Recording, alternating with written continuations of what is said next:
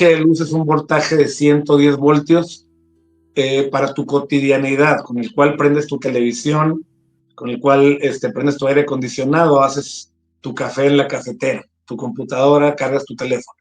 Es para tu cotidianidad. ¿eh? La electricidad de la magia de sombra es una corriente de 440 voltios. Es una corriente con la que puedes hacer cosas mucho más intensas. Por ejemplo, quiero proteger mi casa con un alambrado eléctrico, pues usas esa corriente de 440 voltios. Quiero mover una enorme máquina industrial, pues usas esa corriente.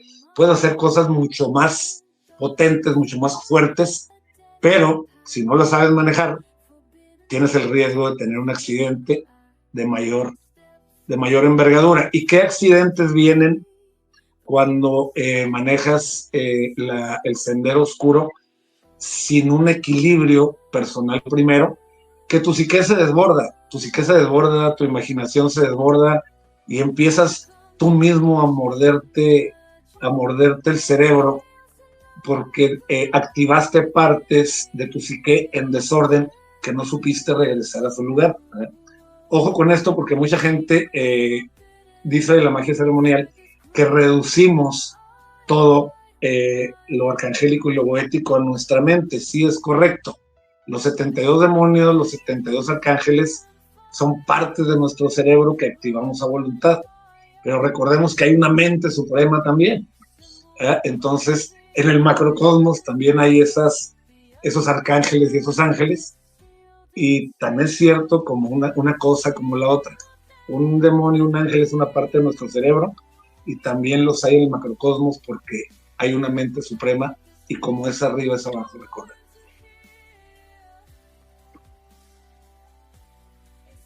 Así es. Y dime una cosa, hablando de eso justamente del cómo es arriba es abajo, la Golden Dawn, ¿qué tendría que ver con Baphomet? ¿Cómo tratan la imagen de Baphomet? ¿Es algo deífico? ¿Es algo más teísta, ateísta?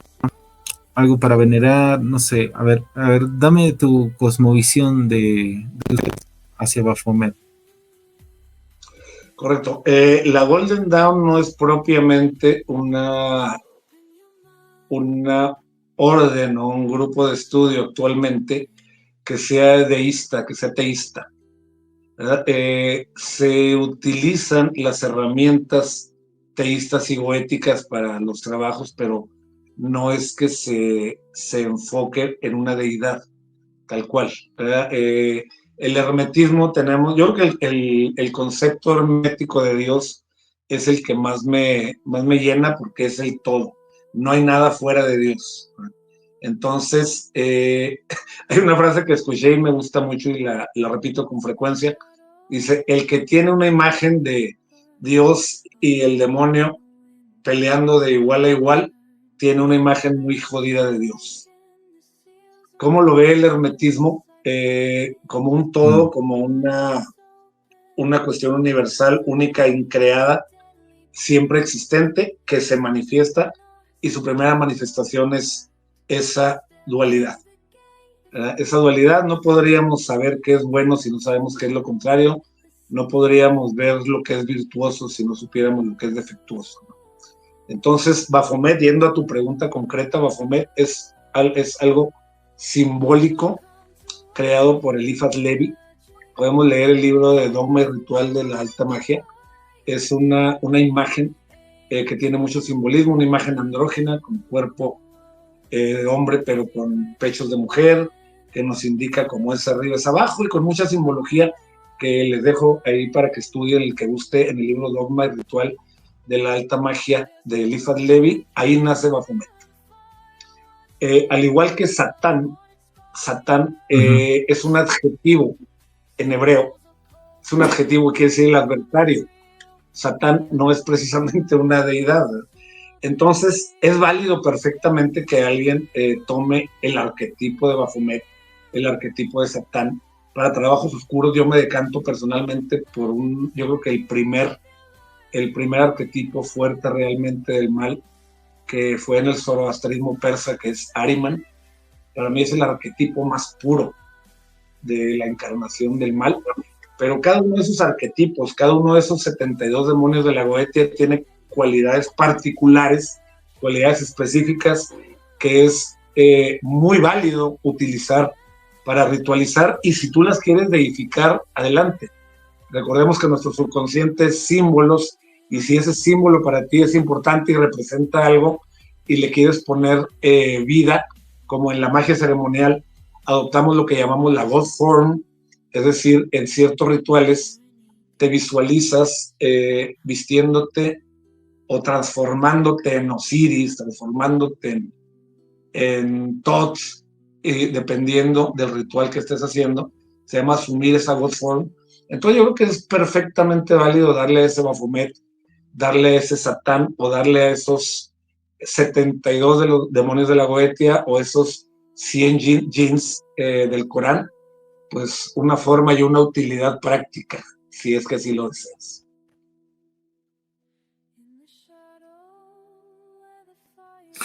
A ver, eso está muy bueno.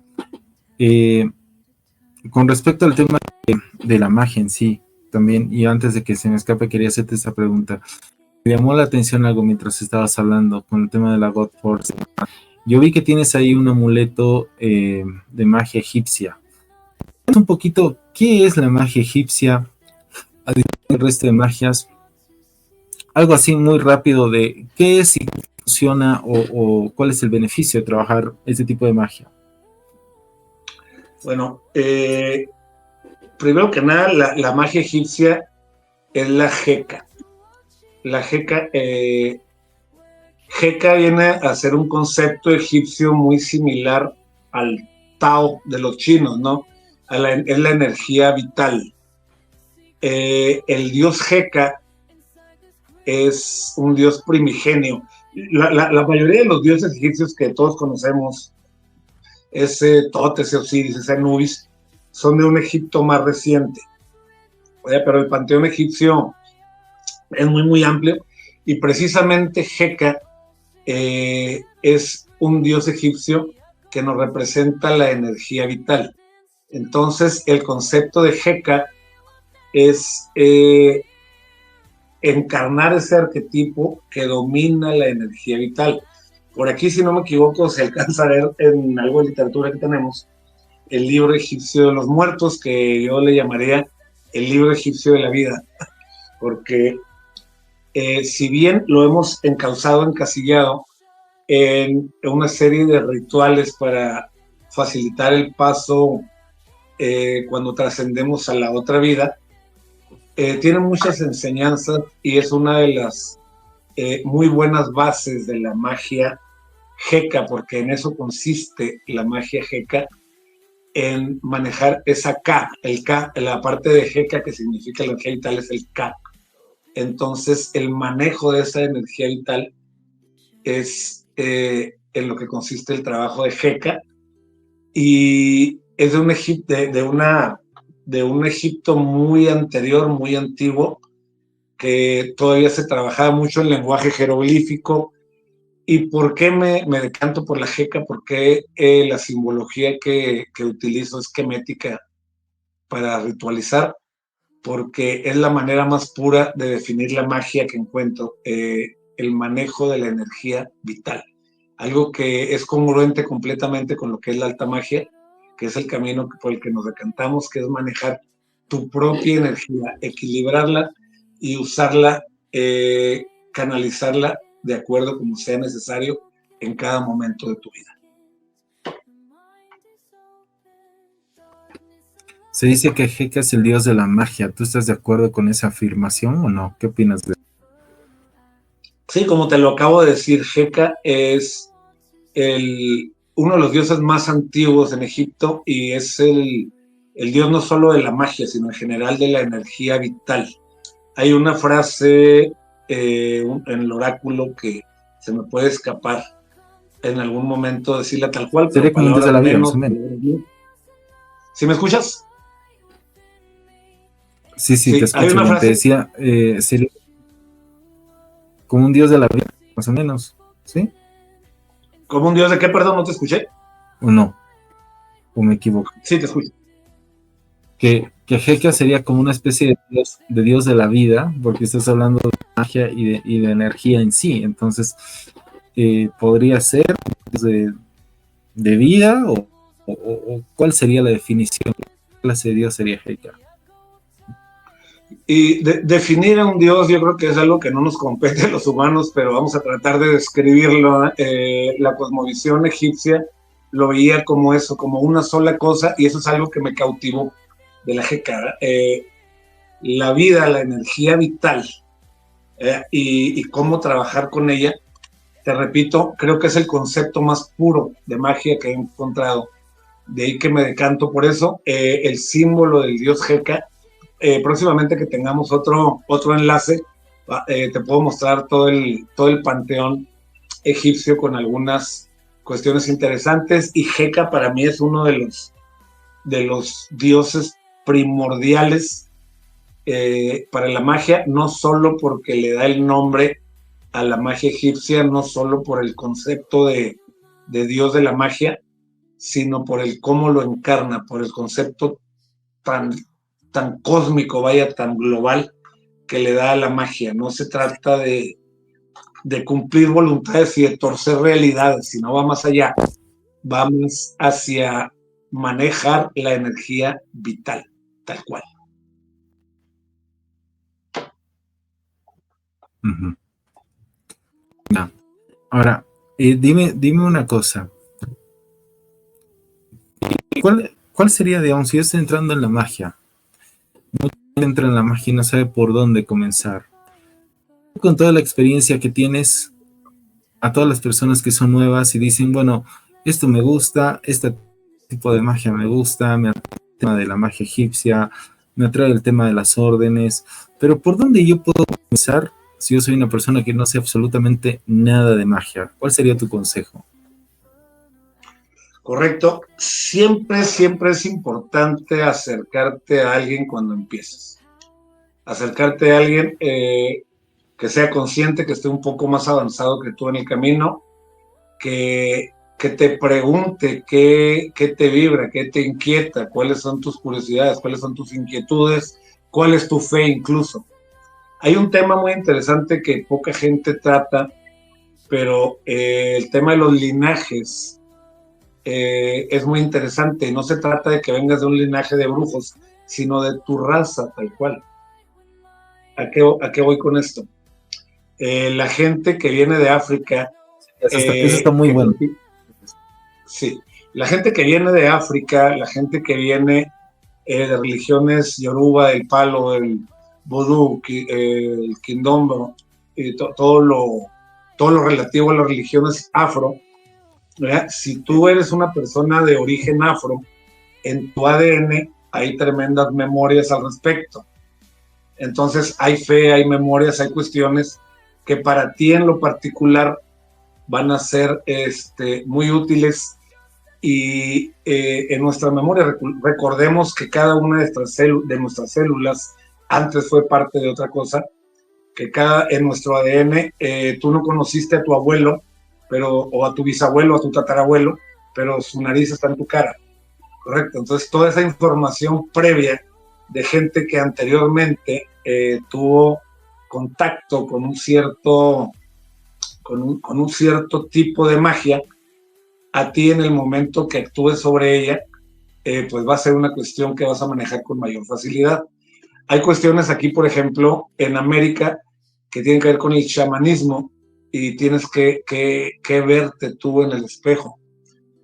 ¿No? Por ejemplo, en el centro de México, por ejemplo, la raza tiende más a las raíces aztecas, más a las raíces teotihuacanas, a las raíces de nuestras culturas madres en México. La gente del norte tendemos más a la influencia española, la cual es más, a su vez, influencia árabe. Recordemos que España fue una colonia árabe por mucho tiempo, entonces nuestros rasgos tienen mucho que ver, son muy Así es. parecidos a los rasgos árabes, que a su vez fueron los españoles, ¿no? Los españoles tienen un poco más la combinación con los ítalos y cuestiones de esa índole, y que que la gente piensa a veces que no son importantes. Y sí, sí, son importantes, y no por linajes, no por apellidos, no porque tu familia haya sido tal o cual cosa, sino por tu ADN. Porque alguien con tu ADN, algún ancestro tuyo, conoció de eso por cuestiones geográficas, demográficas.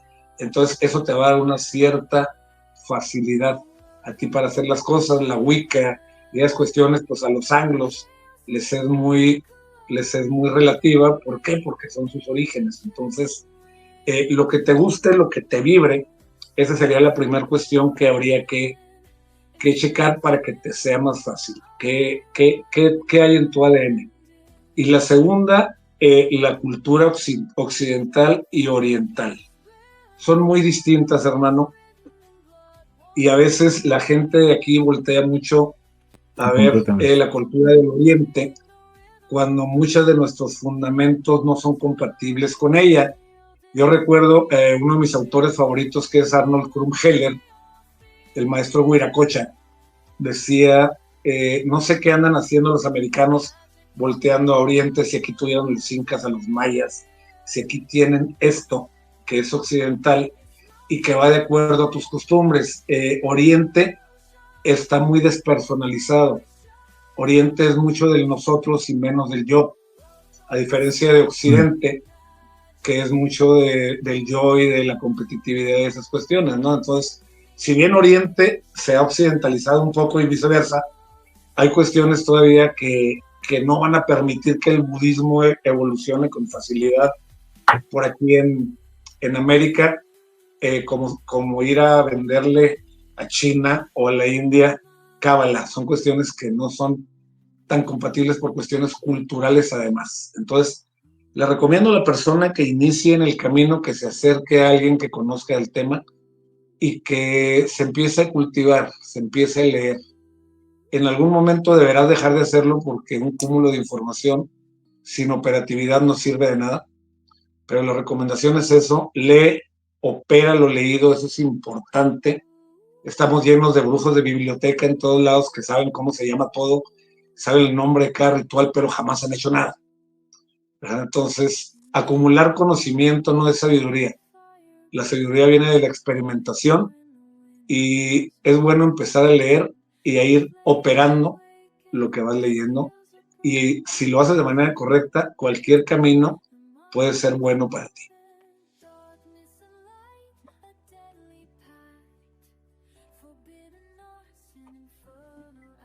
Perdón. Te estoy escuchando. Sí, sí, se me cayó el micrófono. Sí, sin problema. Te escucho, te escucho. Sí, terminé ahí con el concepto que teníamos, atento a Dale. tu pregunta.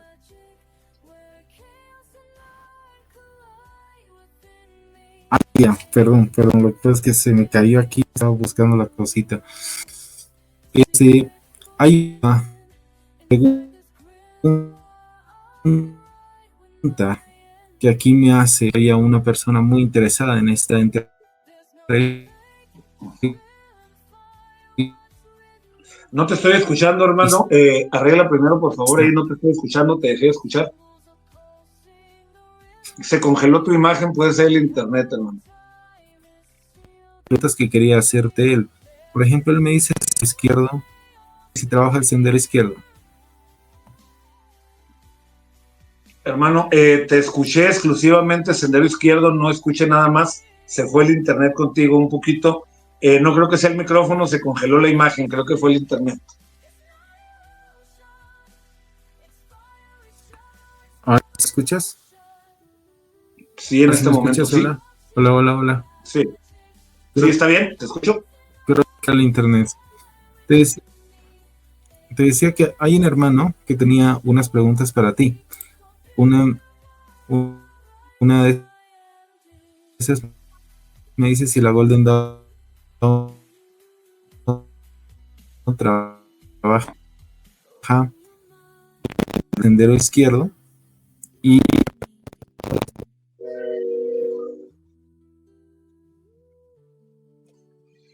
hola. Exclusivo. Sí, te escuché, ¿Se escuchó la pregunta? exclusivamente que me preguntaba si la Golden Dawn trabajaba con el sendero izquierdo, ¿es correcto?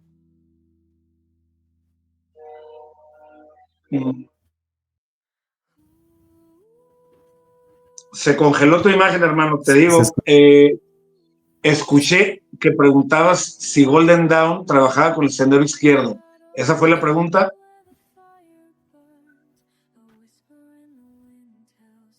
Sí, Correcto. ese es, sí. Correcto. La respuesta es no, oficialmente tal cual. La Golden Dawn, de hecho, particularmente la rama de David Griffin, que es la Alfa y Omega, en este momento ha ido tornándose mucho hacia el cristianismo, ¿verdad? Entonces, oficialmente, si preguntas que si Golden Dawn trabaja el sendero izquierdo, la respuesta es no, no es por ahí el camino, no es lo que abiertamente se hace. Sin embargo, en la particularidad, ya de ciertos grados en adelante, se abre el abanico a más posibilidades, ¿no? Porque recordemos que varios y prácticamente toda la magia ceremonial, tanto de sendero izquierdo como derecho, desde el Telema, Ordo Templis, órdenes draconianas, nueve ángulos, y muchas de esas órdenes tienen sus bases en la magia Golden Dawn. Entonces, así como hay un ritual del pentagrama, por ejemplo, hay un ritual del pentagrama invertido que, como todo el sendero izquierdo, pues tiene caos que implicado y tiene diferentes versiones que no están muy de acuerdo. Ahorita que comentabas de Baphomet, es muy interesante porque muchas de estas órdenes incluyen a Baphomet en la mención de los nombres demoníacos que invocas como una entidad, otras a Satanás tal cual, que también no es originalmente una frase que venga con una imagen o como una deidad, sino es un concepto y también pues lo deifican y es válido porque son trabajos simbólicos en tu subconsciente. Entonces, no tal cual la Golden Dawn específicamente no te va a dar en ningún momento trabajos de sombra, hasta un determinado grado que van a pasar muchos años antes de que llegues ahí. Y pues espero que que eso responda a la pregunta del caballero, vaya, no trabaja Golden Dawn el sendero izquierdo tal cual. O sea, ustedes son más lumínicos, ¿no? Viene a ser la parte más lumínica, sendero derecho. ¿No se escucha? Sí, ahí te escucho ya. ¿No se está escuchando? Sí. Ah, ya. Decía entonces que, según lo que tú nos comentas, sería más sendero derecho, ¿verdad? Y aquí había una segunda duda, que era justamente de él, que decía lo siguiente. Decía, hola.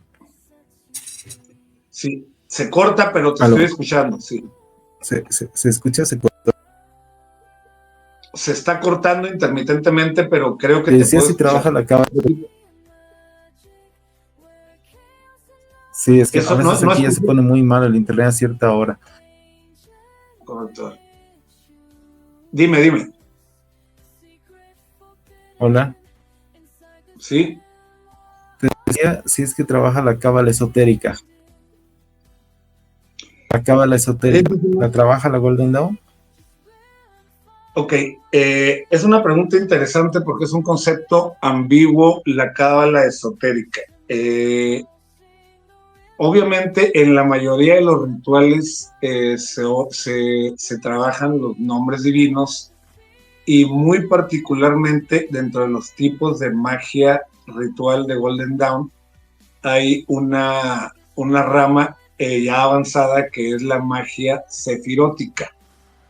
Es la magia sefirótica que trata precisamente con la sefirot, los senderos, los nombres de Dios y todo lo referente a la Cábala en específico, ¿verdad? Hay 4 grandes clasificaciones de lo que es la magia ritual en Golden Dawn, que son enunciativas, no limitativas. La primera es la magia elemental, la segunda, añadimos la magia elemental que se trabaja con pentagrama, la magia planetaria que se trabaja con hexagrama, la magia zodiacal que se trabaja con hexagrama y la magia sefirótica que se trabaja con pentagrama. Entonces, si a eso se refieren, que si trabajamos la cábala de esa manera, la respuesta es sí, sí se trabaja la cábala. Yo creo que en los grados que te mencioné ahorita de Golden Dawn, cada uno corresponde a una sefirot de las clásicas del árbol de la vida, sin contar Da'at. Entonces empezamos con el grado Zelator, que está en Malkut, y el grado Ipsissimus, que está en Keter, ¿verdad? Entonces, sí, la cábala forma una parte muy importante de la Golden Dawn.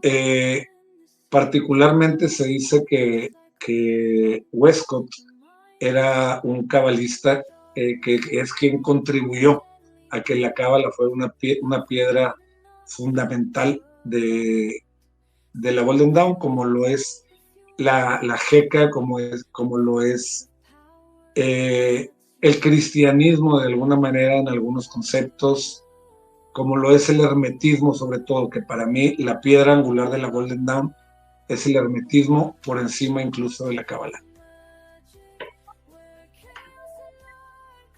Eso quería leer, tengo ahí una pregunta. ¿Cuál sería la diferencia entre la Golden Dawn y los masones, por ejemplo? Son 2 órdenes diferentes, ¿verdad? Sí, no es algo completamente distinto.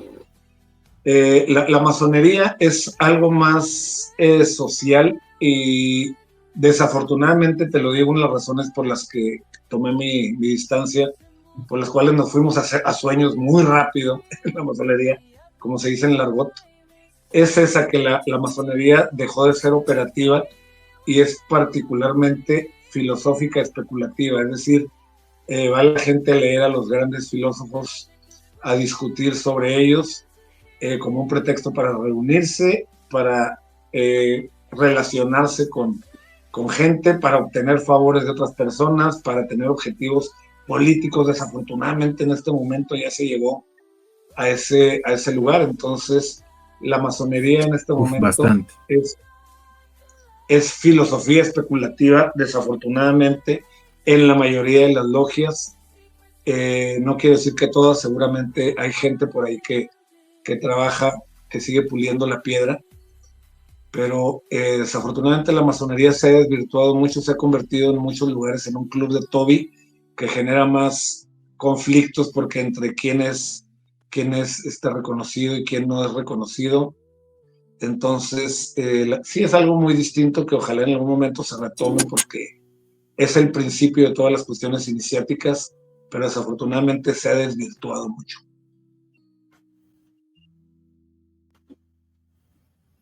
Sí, ¿no? Y a ver, dime una cosa, entonces, aquí hay otra pregunta que dice, que me olvidé antes de pasar a la mía. ¿Podría dar a la orden o no? ¿O es que hay un requisito específico? A ver, repíteme la pregunta, anteriormente, por favor. de que si era abierta al público. Así es. Así es. Si la pregunta es... ¿puede entrar a la orden? Tú dijiste, bueno, hace rato que sí puede, ¿verdad? Ya. Ahora, así es. En el caso de los masones, por ejemplo, los masones te dicen, ay, no, ¿sabes qué? Tienes que creer en algo, sí o sí. Entonces ahí, por ejemplo, hay excepción de personas que son ateístas. Pero, por ejemplo, ¿qué pasa con los ateístas que son ateístas? Por ejemplo, y quisieran entrar a esa orden. No pueden. No. En el caso de la Golden Dawn, ¿qué pasaría? El caso de la Golden Dawn es muy abierto y desafortunadamente se ha convertido en algo que tiene que ver con mercadotecnia en este momento, hay que decirlo con todas sus letras. Igual que en la masonería en este momento, que está carente de queridos hermanos que quieran agregarse, han bajado mucho los estándares, ¿no? Entonces ya si tú das una razón válida en la masonería para decir, no soy teísta, pero tengo esta corriente, te van a aceptar, ¿no? La mayoría. Seguramente hay logias que siguen los landmarks todavía de la manera correcta, pero en la mayoría te van a aceptar si justificas medianamente cualquier cosa, ¿verdad? En la Golden Dawn tienes que conectar primero vía correo electrónico. La gente que estamos en Latinoamérica, la mayoría del contacto que vamos a tener va a ser vía electrónica. Te van a mandar material. Las exaltaciones de grado en Golden Dawn vienen de liturgias. Lo que tenías que aprenderte es una liturgia, algo muy similar a la masonería, desafortunadamente en estos tiempos, más que adentrarte en los temas. Por ejemplo, en el caso de Celator, que trabajas el elemento tierra, más que adentrarte en el conocimiento tal cual, es menester que te aprendas la liturgia del paso a grado teóricos. Entonces, va mucho de eso, pero cualquier persona en este momento que quiera ingresar a una orden, que la mayoría son grupos de estudio, ya sea que quieras ser masón, puedes tocar puertas prácticamente en cualquier orden, y si es una persona que medianamente demuestre tener algo que aportar en todos sentidos, te van a recibir. Golden Dawn igual, las órdenes Rosacruces como Amor, como la Orsi, y no sé qué otras haya por allá en Sudamérica en auge, pues también te van a recibir. Realmente son grupos de estudio que tienen unos requisitos en el papel, pero que en realidad y de manera comprensible y justificada, pues están en una crisis ahorita de adeptos que es importante que la gente se acerque para que la tradición, o cuando menos el estudio de la tradición, siga vigente, ¿no? Entonces, yo creo que sí te puedes acercar y sin problema te van a manejar algunos requisitos que yo creo que la mayoría de la gente puede cumplir sin problema. Yo justamente, y ahí va mi pregunta. Yo he notado que está habiendo mucha crisis en todo lo que es el tema de organizaciones ideológicas, tanto en la parte de las religiones como en las órdenes. ¿Por qué tú crees que se esté dando este fenómeno? ¿Por qué la gente ya no está queriendo ser ordenada? Ya no está queriendo seguir un estándar más ordenado, ya sea el tipo de magia o por un tema religioso. Por ejemplo, la Iglesia Católica ahorita tiene el índice más bajo de adeptos de la historia. Por otro lado, hay mucha gente que realmente ya no lo ve necesario ordenarse. Y mucha gente que no, directamente no han entrado, han hecho unos, y obviamente eso es una crisis a nivel ideológico, ¿no? O sea, de todas estas órdenes. ¿Qué crees tú que esté pasando para que se esté generando eso? Bueno, yo creo que hay muchos factores, hermano, y es una pregunta muy, muy profunda que requiere un análisis importante. ¿Por qué? Primero que nada, la sociedad actual nos consume el tiempo de manera tremenda, ¿no? Entonces, estamos tan focalizados en sobrevivir, en trabajar para generar el recurso necesario para sobrevivir, que nos hemos desconectado de ese espíritu, y que viene como consecuencia pues ese vacío, esas depresiones, esas tasas altas de suicidio, esas desafortunadamente cosas que están reflejando esa desconexión con la divinidad, ¿verdad? Y yo siempre le he dicho a la gente que es sano conectarnos con una inteligencia superior, porque en algún momento creemos que todo lo que hay es lo que hay aquí adentro, y pues obviamente hay algo superior que nos mantiene respirando, que nos mantiene nuestro corazón latiendo, nuestra sangre circulando, Claro. sin que nosotros estemos haciendo nada al respecto. Yo creo que ese es el mayor indicador de que hay una inteligencia superior. Es el mayor indicador de que debemos ponerle atención al espiritual. Otro factor que te podría comentar desde mi cosmovisión es esa inmediatez de la que hablamos, ¿no? Esa generación que desafortunadamente viene creyendo que por existir tienen derecho a todo. Entonces, la cultura del esfuerzo, pues desafortunadamente se ha desenfocado y la gente ya no quiere estructurar y la gente está esperando ese conjuro mágico, quiere comprar ese libro donde venga ese conjuro que a la hora que lo pronuncies, con una vela y soplando canelita, cambie cosas, ¿verdad? Ya la gente no se quiere adentrar en un camino que te lleve a un esfuerzo, pero se nos olvida a veces que tanto en lo tangible, en lo mundano, las cosas que realmente valen la pena vienen del esfuerzo. Si no vienen del esfuerzo, entonces cualquiera las haría. Entonces, ¿qué tienen de especiales, no? Yo creo que esa crisis viene de muchas cosas, incluso de cuestiones gubernamentales que nos enfocan. Es un tema amplísimo, hermano, pero más que buscarle los porqués, le recomiendo a la gente que no se desconecte de esa parte de Dios en ti, con la forma que le tengas, con la idea que tengas de eso, lo que tu búsqueda te indique, esa es, lo que sea bueno para ti, lo que te haga sentir paz, lo que te haga sentir gozo, plenitud. No, si está sucediendo, no lo toques. Ese es tu camino, ese es tu sendero. El nombre que le pongas al todo, al Dios Todopoderoso, es lo de menos. Cómo te haga sentir es lo importante.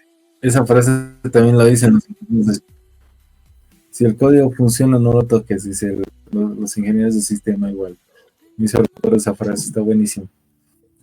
Exacto. Exacto, hermano. A ver, bueno, querido Frank, perdón, ha sido realmente una noche muy interesante. Realmente hay hartísima tela que cortar, nos hemos quedado muy cortos, yo creo eso, porque hay harto y tú sabes mucho, bastante, y tienes amplio conocimiento y me agrada bastante. Así que bueno, yo te voy a invitar para próximas oportunidades, porque ahorita hemos tocado algo muy, muy por encima, ¿no? O sea, realmente es harto lo que se fue a nos está hablando horas del tema y realmente da para meses de video enteros, pero obviamente la idea no es cansar a la gente todo el tiempo con el mismo tema, sino que irlo variando.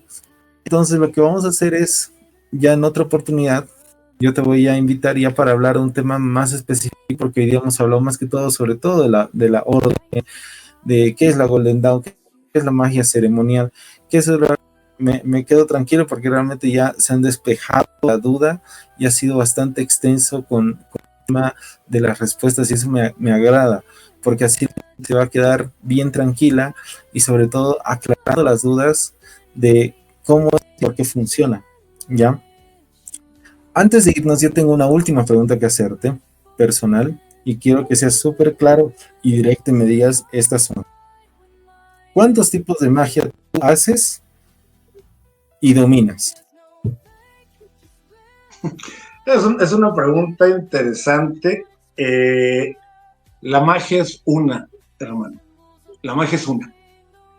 Se divide en Ya. cosas.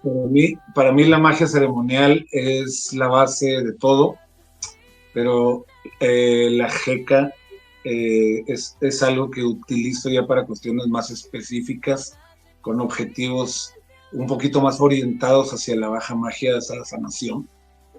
Eh, Hay una historia que posteriormente ya te contaré en algún otro capítulo, que mis orígenes vienen de un maestro chamán nahual. Esa es alguna cuestión que luego platicaremos, es algo más profundo. Pero yo creo que básicamente todo gira alrededor de eso. No desconozco muchas de las corrientes que hay, la magia talismánica del Shams al-Marif, por ejemplo, la magia islámica, la magia árabe, el zoroastrismo. Te comento que para trabajos de sombra, el arquetipo de Ahriman para mí es el arquetipo más potente que puede existir cuando vas a trabajos de esa índole. Entonces, la cosmovisión es muy amplia en la magia, como por ahí de todo. No soy tan fanático del sincretismo, pero sí de tomar lo más específico y lo más adecuado para lo que en ese momento se vaya a hacer, ¿no? Entonces, como te comenté, si es un trabajo de defensa, pues un trabajo del sendero de sombra. Si es un trabajo de protección, pues una magia talismánica del Shams al-Marif, es un libro que me fascina. Si estás combatiendo baja magia, si en algún momento recibes un ataquito de baja magia, y lo digo con todas sus letras, porque si conocen ustedes un mago ceremonial que esté medianamente avanzado, no lo intenten. De veras, un ataque a una persona que está completamente centrado y en equilibrio, no es recomendable, porque simplemente no va a O sea, funcionar. perdón, perdón que te corte, esto es bien interesante. O sea, una persona que está trabajando en alta magia no sería tocado por un brujo o un hechicero de baja magia, de un santero, de un palomayombe que le lance un hechizo, no serviría de nada. ¿Sí? Yo creo que sí, es correcto. Voy a decir algo que puede ser molesto para algunas personas, pero los paleros, los santeros, incluso el vudú, incluso las religiones africanas, y ojo con esto porque esto puede generarme un detractor, pero lo digo aquí de frente y de propia voz, no son las corrientes más poderosas, tan lejos de ser. Y no me crean a mí, observen, observen los países donde se lleva a cabo ese tipo de magia. Deberían estar bien, ¿no? Deberían estar bien, y yo creo que todos los países que practican religiones afro tienen grandes conflictos en este momento, entonces hay que ser observadores en ese sentido. A diferencia de la magia islámica, Exacto. por ejemplo. Entonces, por sus hechos los conoceréis, es una frase bíblica que le recomiendo a la gente. Los egregores hay que escogerlos. Por ejemplo, aquí en México, la gente, hay mucho devoto de la Santa Muerte, hay mucho devoto de San Judas Tadeo. Pero ¿qué pasa? Y ojo con el logos, ojo con el verbo, porque es una cosa muy importante. ¿Qué pasa si yo digo San Judas Tadeo es el santo protector de los pobres y es mi protector? ¿Qué estás diciendo en tu verbo? ¿Qué estás lanzando al universo con tu logos? Tenemos que ser cuidadosos. Entonces, por eso de repente vemos que la Estás gente atrayendo a alrededor la del pobreza. Claro. ¿Perdón? ¿Sí me escuchas? Estaría una atrayendo. Sí, sí, te escucho súper bien. Estaría atrayendo la pobreza, si es que yo lo estoy trabajando con San Judas Tadeo, si digo una frase así, ¿verdad? Es correcto, ¿O es no? correcto. De las cosas que no entendemos a veces explícitamente de la Biblia, del corpus hermético y de libros sagrados, es cuando mencionan al verbo. El verbo lo idealizamos como la encarnación de Jesús, el poimandrés del corpus hermético lo encasilla de otra manera, pero el mensaje de fondo es ese: el verbo es creador, el verbo es la mitad de la creación. Verbo más acción es creación. Entonces, si tú verbalizas situaciones que te son inconvenientes, tienes que ser muy cuidadoso en eso, porque si tú verbalizas que la Santa Muerte, los conflictos, la señora de las causas difíciles, y luego después de decir eso dices que es tu patrona, tener cuidado lo que estás haciendo es importante, ¿no? Siempre cuidar mucho, dice el maestro Miguel Ruiz en Los Cuatro Acuerdos: sé impecable con tus palabras, y yo le agregaría porque tus palabras son creadoras de realidades. ¿Verdad? Entonces, a veces nos preguntamos por Exacto. qué nos cerramos. Qué buena frase. Entonces, el verbo, le recomiendo un libro mucho, y me fascina el maestro Arnold Krumheller, el maestro Viracocha, un libro que se llama El Logos Mantra. Léanlo, por favor, de veras, es un libro breve, no es un libro muy denso, y habla mucho de esa cuestión del poder creador del verbo, del logos. Yo creo que si fuéramos impecables con lo que decimos, ese solo hecho cambiaría muchas cosas en positivo en tu vida.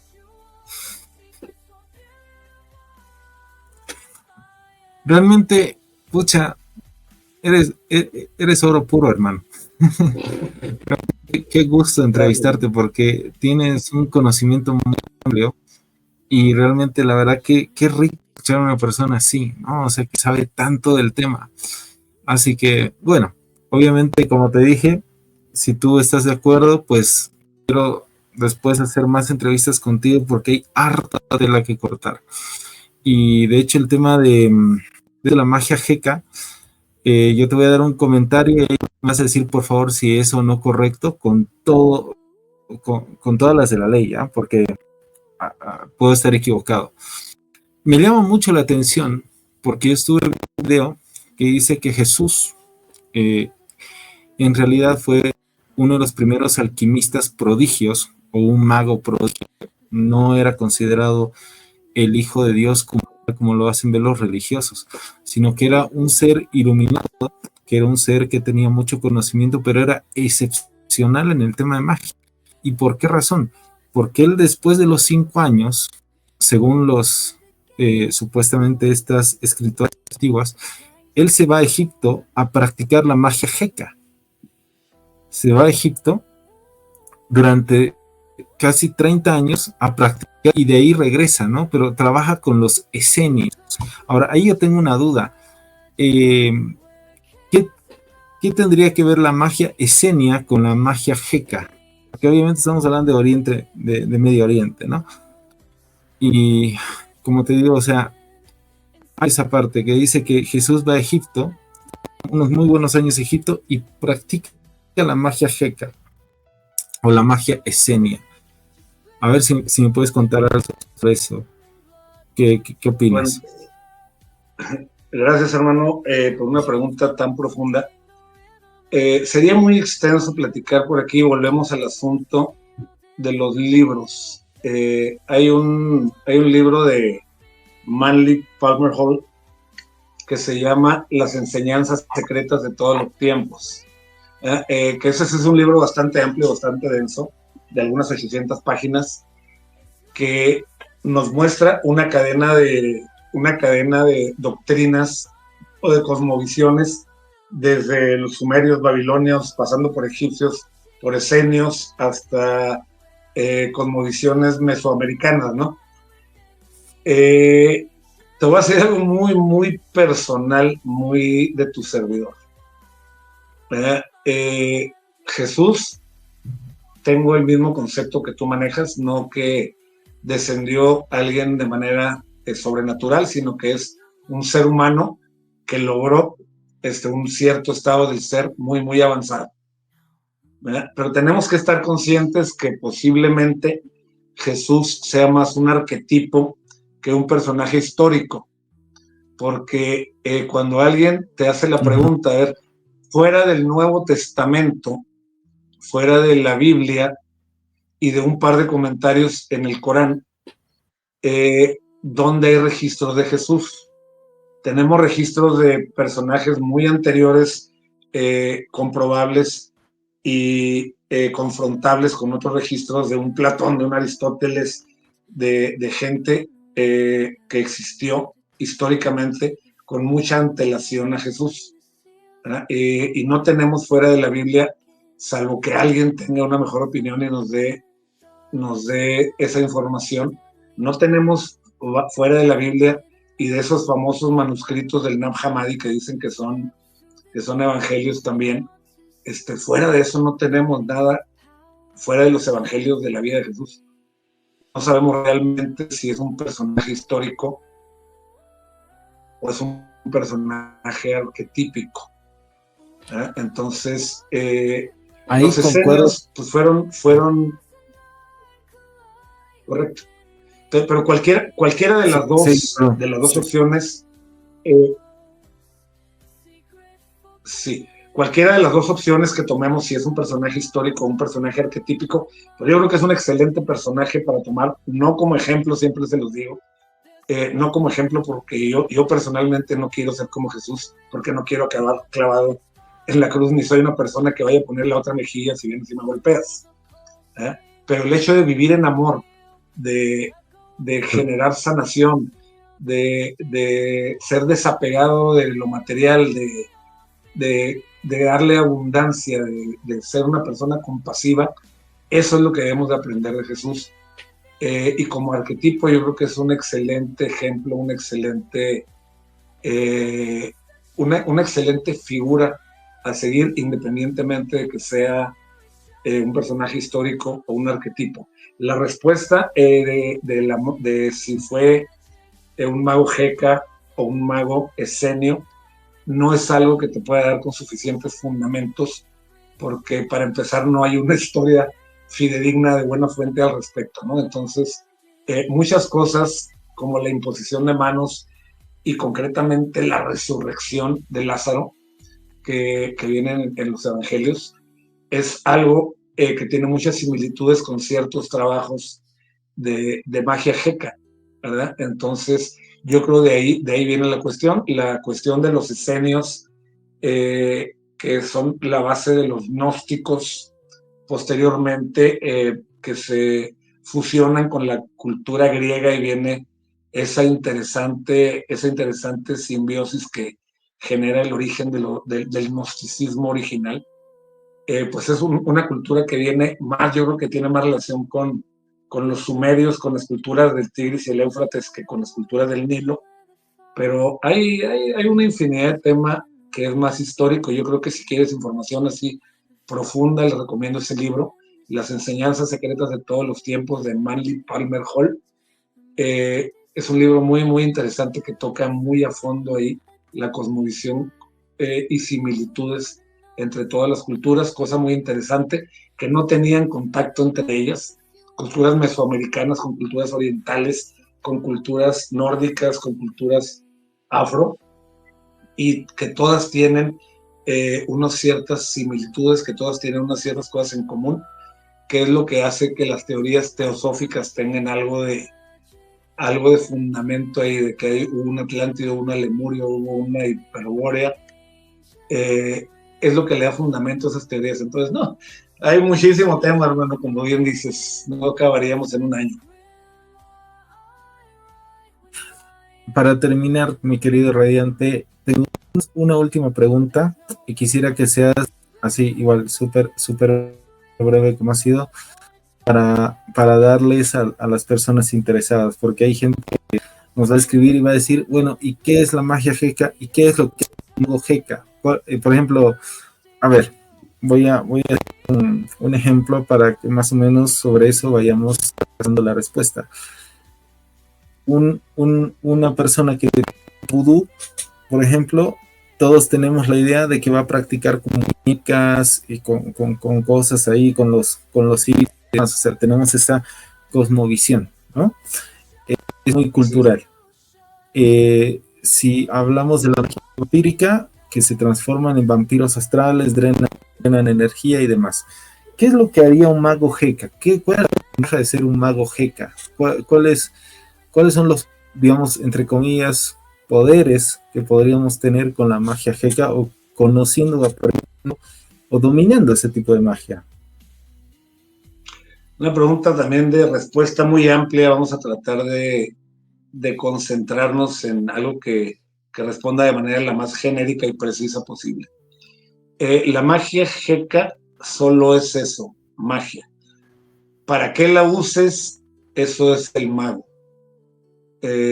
Por ejemplo, el enfoque que le daba la cosmovisión egipcia era la sanación, era la fertilidad, era las cuestiones agrícolas. Recordemos que era una sociedad con otras prioridades muy distintas a las nuestras, ¿no?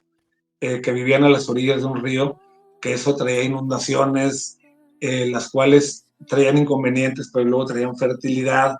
Entonces recordemos que en esas culturas las necesidades eran de la parte baja de la pirámide. Era alimento, era fertilidad, era manejo del clima, eh, era al dios de la lluvia, era a Ra, el dios sol, eh, Tu servidor es muy, muy fervientemente solar en sus prácticas. Me encanta el sol incluso. Entonces, por eso y muchas otras razones me voy mucho de la JECA, ¿no? Entonces, la JECA, como te lo comenté anteriormente, su enfoque es la energía vital, y la energía vital es cósmica, abarca todo, ¿no? Entonces, todo lo que venga con esas necesidades básicas del ser humano, de una civilización de hace 5,000 años, como lo fueron, pues todo lo que conlleva, ¿verdad? El Mago Jeca era enfocado en esas necesidades. Entonces, ¿por qué me identifico mucho con esa magia? Porque a veces se nos olvidan esas necesidades básicas. Y ahorita pedimos dinero, y ahorita pedimos cuestiones emocionales, y pedimos muchas cuestiones, y se nos olvida a veces algo que yo tengo por costumbre personal pedir siempre en cada trabajo central de mis miércoles de Sanctum, que cada miércoles hacemos un trabajo específico. Siempre pido estas 4 cosas. Salud perfecta, amor incondicional, abundancia más que suficiente y paz profunda. Y yo creo que teniendo esas 4 cosas en tu vida, hermano, eres rico, eres millonario en todos sentidos. Bueno. Y la JECA va por ahí. Es lo que quiero yo potenciar, equilibrar mi cuerpo para que tenga salud, vivir en amor, no en apego, sino vivir en amor. Cuando vives en amor amas todo y tu vida se ve diferente, el infierno y el cielo son aquí. Todo depende de cómo aprecies la vida, la realidad. Entonces vivir en amor es una cosa hermosa. La abundancia más que suficiente, porque no podemos desapegarnos de lo mundano a grado de descuidar tu supervivencia básica y el bienestar de tus seres queridos. Entonces, la abundancia que no te haga renegar, ni pobreza que te haga renegar de Dios, ni abundancia que haga olvidarte de que existe, sino una abundancia más que suficiente, como le pedimos. Y esa paz profunda, esa paz que no me la da nadie, esa paz que viene de aquí. Y una vez que tienes esa paz profunda, lo que venga de fuera no te mueve. Esa paz es de adentro hacia afuera. Entonces, a la JECA particularmente yo le doy ese enfoque. Yo creo que ahorita hay cuestiones que en su momento eran necesarias, como por ejemplo tú, para saber cómo estaba un familiar tuyo que se fue a Estados Unidos, pues tenías que ir con un brujo, con un chamán, a que hiciera algunas cuestiones hace 200 años. Hoy tú y yo estamos hablando desde Bolivia y México respectivamente. Entonces ha cambiado las necesidades, y te comento, el enfoque que le doy a la JECA personalmente es ese, que no se nos olvide la parte baja de la pirámide del ser humano, que dejemos de despreciar lo mundano, porque es lo básico. Si no manejas lo mundano, no vas a ser un mago. Si no tienes control sobre tu cuerpo y tu mente, no vas a ser un mago jamás. Tienes que tener cubiertas tus necesidades básicas para ir al siguiente escalón, hermano. Espero que eso te responda la pregunta. Sí, está perfecto, más bien muy buena respuesta. El tiempo se nos ha acabado, mi querido frater AIV. Ha sido un gusto y un honor tenerte aquí. Por favor, dinos tus palabras de despedida. Pues yo creo que a veces la verbalización de todo lo que hemos intercambiado aquí puede nunca ser suficiente. Entonces siempre me despido con esta frase para ti, para todas las personas que nos escuchan. De corazón, muchas gracias, y que el sendero les sea propicio.